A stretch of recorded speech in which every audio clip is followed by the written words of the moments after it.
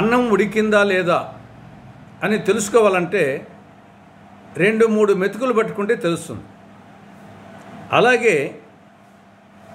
ముఖ్యమంత్రి జగన్మోహన్ రెడ్డి పాలన ఎలా ఉంది తెలుసుకోవాలంటే ఒక 2-3 అంశాలు చాలు. ఒకటి, ఇల్లు. ఆయన సొంత నియోజకవర్గం పులివెందుల్లో, ఆయన సొంత ఊరు పులివెందుల పట్టణంలో మంజూరు చేసిన ఇల్లు 7,079. మంజూరు చేసిన ఇల్లు 7,079. ఇప్పటి వరకు పూర్తి అయినటి కేవలం 310. అంటే మంజూరు చేసిన ఇళ్లలో 4% పూర్తి అయినాయి.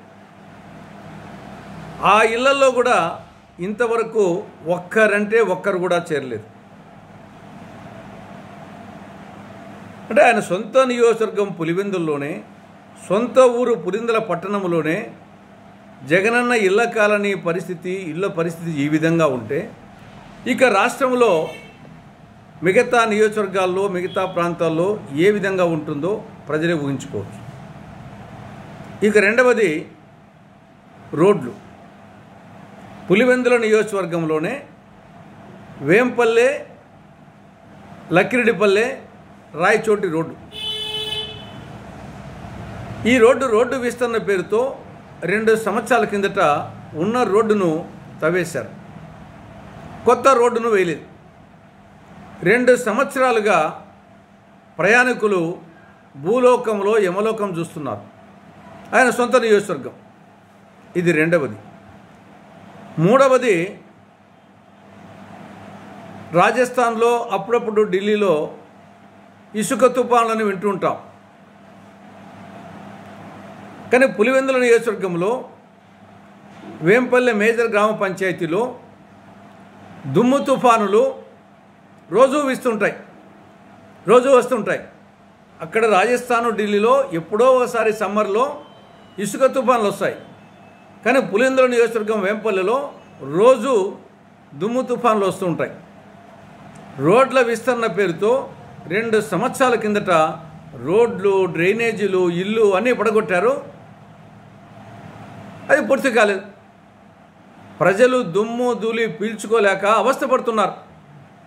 డ్రైనేజీ వ్యవస్థ అస్తవ్యస్తం అయిపోయింది. ఎక్కడ చూసినా మురుగునీటి కుంటలు, దోమల బెడద, డెంగ్యూ జబ్బులు రాష్ట్రంలోనే అత్యధికంగా పులివెందుల నియోజకవర్గంలో ఉన్నాయి.